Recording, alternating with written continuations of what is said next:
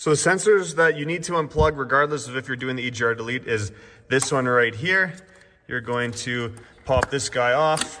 There's also this one right here. Unplug those, zip tie them out of the way. And then you need to unplug the throttle valve. So this is your throttle valve, and right there with the red tab that you're gonna pop back, that is the sensor for the throttle valve, so we need to unplug that as well. Pull the rad caps off to make it drain faster. Just be careful if the truck's hot. Here's the other one. While the rads are draining, we're gonna start removing some stuff. So remove this air intake plastic pipe first. Now we're gonna remove this T-fitting right here. Basically, we wanna connect these hoses together, so we're gonna replace it with a brass fitting, and this one we're not gonna use anymore. You should be able to just kind of get some side cutters or tin snips and just kind of try to pry these stupid little clips off, these clamps. We're gonna be using new hose clamps afterwards. Okay, I got these disconnected, but instead of just connecting these two, I'm gonna also remove this little chunk, and then I'm just gonna hook this directly up to there, and then we don't need any more fittings and any more possibilities of leaks. So here's the kit. We're gonna wanna grab a hose clamp. These hose clamps will work, they're just big. I have some smaller ones here, so I'm just gonna use a smaller one instead. Okay, and there we go. We got connected, and we got rid of some connections, so there's less chance of it leaking. Okay, my coolant is done draining, so I put the drain plugs back in, and I'm just gonna super quickly start this truck, back it off the ramps, and then shut it off. Okay, so now this same hose, I'm going to take this hose clamp off and pop this out, and I'm just gonna fold this hose off to the side. I'm also removing this hose off here just to get it out of our way. Okay, now we're gonna remove these two hot pipes. So I'm gonna do that bolt. There's 2 bolts down there, 2 there, 2 there, 2 there. Okay, I got these 2 pipes off. You're gonna have to unplug this sensor. You can put one of your caps on it there if you have one. This gasket here, we're gonna reuse it, and the gasket down there we're also gonna reuse, so make sure you keep those. Grab this blocker plate from the kit, and I realize this one has an O-ring, so we actually won't be reusing the gasket here, but just make sure this O-ring is in place, and we're gonna put that on there and just use the factory hardware. Once you got this blocker plate on, find this pipe that we just previously removed, and we're actually gonna unscrew this sensor out of it. Now find this blocker plate in the kit, and I put it in a vise, and then I tighten the sensor just because it's a little bit easier to tighten the sensor up when it's out of the truck. Make sure you still have this gasket there and that's all clean. And then we're gonna drop this guy down in there, and we're gonna bolt that guy down with the factory hardware. Once you have it tightened down, you can actually plug it back in right there, and we'll move on to the next step. Pinch these tabs together and then pop off this coolant hose. And then we're gonna work on this harness, so kind of pop it off of the EGR cooler. And then down here, if you see, there are 2 bolts, one there and then one down a bit further on this black plastic thing. You're gonna undo those as well. Okay, this is loose down there. I popped this hose off, so it's loose. I also unplugged this connector and just folded it off to the side just to give us some more room. You're gonna unplug this little vacuum line, and we'll just kind of pull it off to the side for now. And then basically we are gonna try to remove this EGR cooler. So there's a bunch of bolts. We're gonna have to remove them. I don't really know where they all are. Like there's some kind of down there, if you see those guys. This guy's a bolt you can see because it goes all the way down through. So I'm basically gonna get the bolts out and try to remove this thing, and then I'll show you all the bolts and where they're located on the EGR cooler. That back one back there, there's a bracket. So we're gonna have to pop that black thing off the stud, remove that nut, flip that metal bracket off to the right, and then the bolts underneath that. Some of these bolts are not very fun to get at. So far I've gotten one back there, a bolt. Then there's one kind of down here behind this coolant line. I got that one out, and then this guy right here. I believe this one in the middle of the EGR cooler is also a bolt, and then there's gonna be a few down on the bottom side. It looks like there's just this guy here, and then if you look down there, there's one, and then back further, there's another one back in there.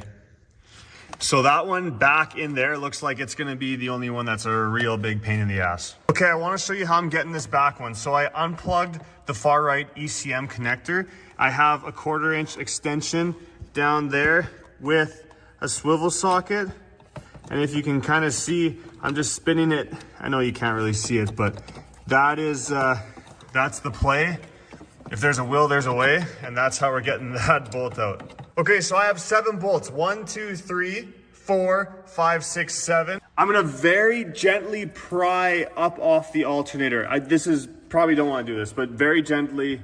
Okay, there we go, look at that. The EGR cooler sits on dowels, so you might have to pry it up just a little bit, but look, now we're all loose.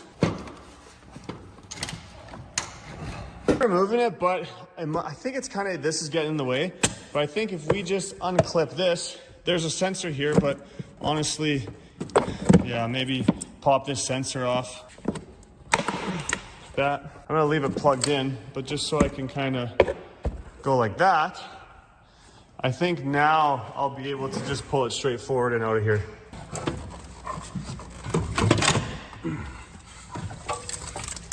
Okay, what I had to do to get it out was this connector here was plugged into this guy, and this was snapped into the side, and it wasn't giving it enough space, so I had to disconnect this and pop this out.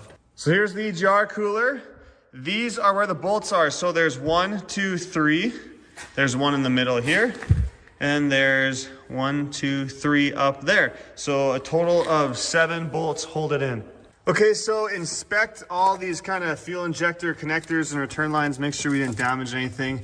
They're all looking pretty good. When you pop this off, it's still gonna leak some residual coolant down, and it's gonna be on the floor, so that's totally normal. I put this thing back on. I plugged this guy in, plugged that guy back in, plugged him in. I put this coolant line on. And yeah, just make sure the sensors are all good. We are going to put the blocker plate on right here now. So grab this blocker plate. It's got 3 bolts. We're gonna use new bolts with it. Make sure these O-rings are still in good shape. They're not ripped and that they're in place. So really, I think the only thing left to do is there's this vacuum line. Some kits I've seen have came with like kind of a plug for it. I don't see anything with this kit, but honestly, if we just bend it like that and then put a zip tie on it, I don't think anything is gonna get through there. So I'm just gonna pinch mine off like that. And that's what mine looks like right there. So now I'm just gonna take all these sensors and wires, and I'm just gonna kind of zip tie them up neatly, probably kind of over here to this wiring harness. I'll let you know at the end. Here we go, I got her all neatly tied up about as best as I can. So that's pretty much it. Let's go check out the kit. So we never use this hose.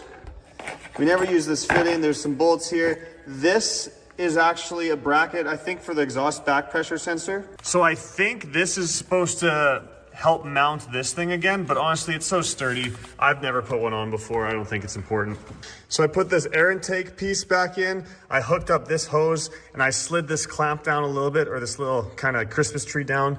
So this is all secure. So that should be pretty much it. I think now we can add the coolant.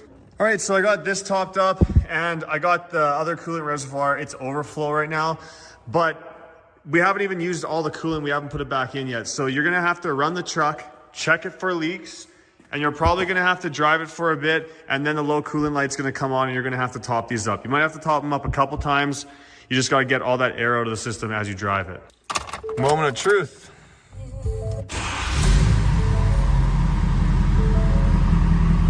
yeah. Nice.